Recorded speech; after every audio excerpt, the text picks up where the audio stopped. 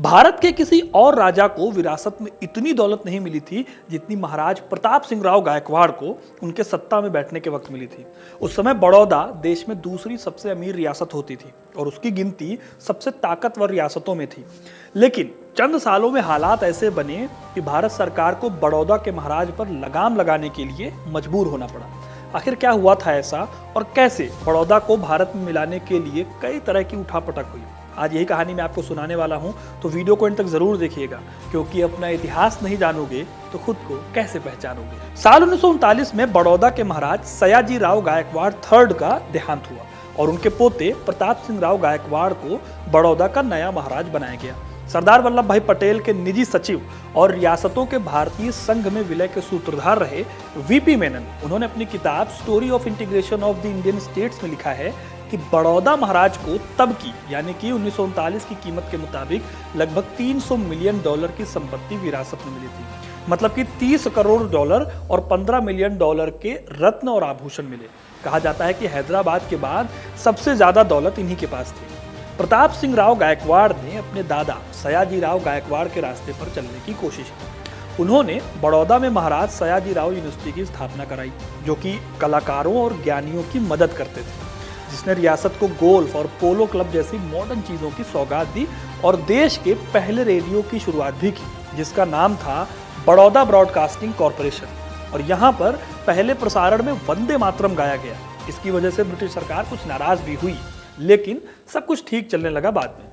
महाराज की पत्नी यानी महारानी थी कोल्हापुर की घोरपड़े परिवार से आने वाली महारानी शांता देवी। इस शादी से महाराज को 8 बच्चे हुए, लेकिन इसके बाद कहानी बदलती है 1943 से। इस साल यानी 1943 में महाराज को मैसूर के पीथापुरम की राजकुमारी सीता देवी से इश्क हो गया। अब महाराज के सामने 2 दिक्कतें थी। पहली सीता देवी की, पहले से वो शादीशुदा थी, और दूसरी दिक्कत ये कि बड़ौदा के कानून के मुताबिक कोई भी दूसरी शादी नहीं कर सकता था। लेकिन महाराज माने नहीं, उन्होंने रास्ता ढूंढ लिया। सीता देवी को इस्लाम धर्म कबूल करवाया और फिर कोर्ट से कागज ले आए, जिसके हिसाब से धर्म परिवर्तन के चलते सीता देवी की पहली शादी अवैध हो गई। इसके बाद सीता देवी का दोबारा धर्म परिवर्तन करा लिया गया। फिर बड़ौदा के महाराज ने अपने पूर्वजों के बनाए कानून को भी बदल दिया और उसमें लिखवाया कि ये कानून महाराज के लिए लागू नहीं होता, सिर्फ जनता के लिए है। इसके बाद महाराज ने सीता देवी से शादी कर ली। इसको लेकर बहुत हंगामा भी मचा। ब्रिटिश सरकार ने इस शादी को अमान्य ठहरा दिया। सीता देवी से शादी के बाद शुरू हुआ महाराज का वो दौर जब वो मुसीबतों में फंसते चले गए। उन्होंने 1944 में अपना प्रिवी पर्स 25 लाख रुपयों से बढ़ाकर 50 लाख कर दिया। इसके साथ ही वो सारे कायदों को ताक पर रखकर सरकारी खजाने से अपने लिए रकम निकालने लगे। वैसे तो ऊपर से सब कुछ ठीक था, लेकिन इसी बीच शुरू होती है बड़ौदा के भारत संघ में विलय की कहानी। शुरू में महाराज काफी उत्सुक दिखे। उन्होंने विलय पत्र पर दस्तखत की इच्छा भी जाहिर कर दी। सबको लगा कि मामला सेटल हो गया है, लेकिन फिर ऐन मौके पर महाराजा अपनी बात से पलट गए, लालची हो गए। बड़ौदा के पड़ोस में जूनागढ़ की रियासत थी और वहां के नवाब ने पाकिस्तान में विलय की इच्छा जाहिर की। तो प्रताप राव को लगा कि वो भी इसका फायदा उठा सकते हैं। वो बड़ौदा और आसपास की रियासतों को मिलाकर एक बड़ी रियासत बनाने के चक्कर में थे, वैसे ही जैसे कि दक्कन में निजाम का राज था।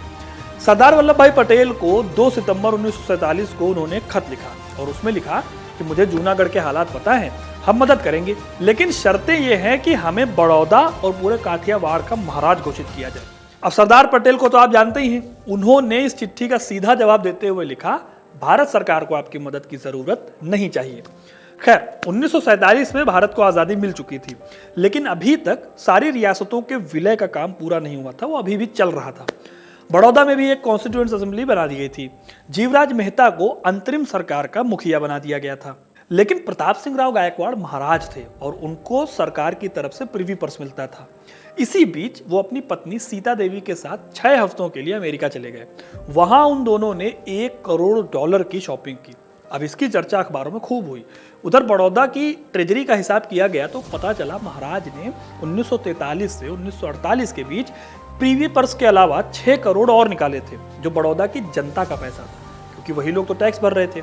इसके अलावा वो अपने साथ 7 लड़ियों वाली मोती की माला, हीरे का एक बड़ा नेकलेस जिसमें एक नहीं बल्कि 3 नामी रत्न लगे हुए थे, स्टार ऑफ साउथ, यूजीन और शाही अकबर, और इसके साथ ही मोतियों से बनी एक कालीन भी लेकर निकल चुके थे। पता चला कि ये सब चीजें महाराज ने देश के बाहर पहुंचा दी हैं। इसके बाद सरदार पटेल ने विलय के काम में तेजी लाने का फैसला किया और अंततः 31 जनवरी 1949 को महाराज ने भारत के साथ विलय की घोषणा की। विलय संपन्न हुआ, बड़ौदा को मुंबई का हिस्सा बना दिया गया, लेकिन 1950 में प्रताप सिंह गायकवाड़ ने फिर इसको अवैध बता दिया और राष्ट्रपति को एक लेटर लिख दिया।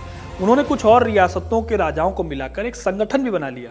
इसी बीच 1950 के दिसंबर महीने में सरदार पटेल की मृत्यु हो गई, वो नहीं रहे। तब मोरारजी देसाई, जो कि मुंबई के गृह मंत्री थे, उन्होंने पीएम जवाहरलाल नेहरू को प्रताप सिंह राव गायकवाड़ की इन हरकतों पर रोक लगाने को कहा।